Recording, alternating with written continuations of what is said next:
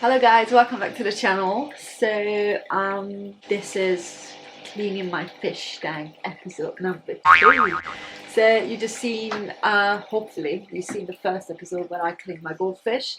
So this second episode I'm going to clean my freshwater fish tank. You probably hear it in the background. Yeah, if you're interested, make sure you keep on watching.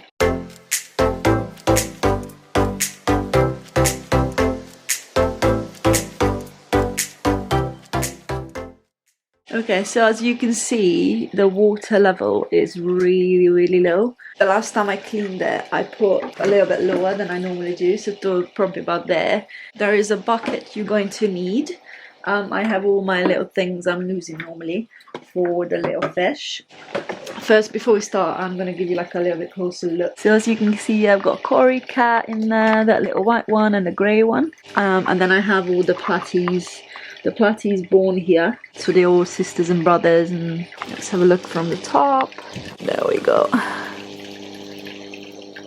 The filter is really loud, but yeah.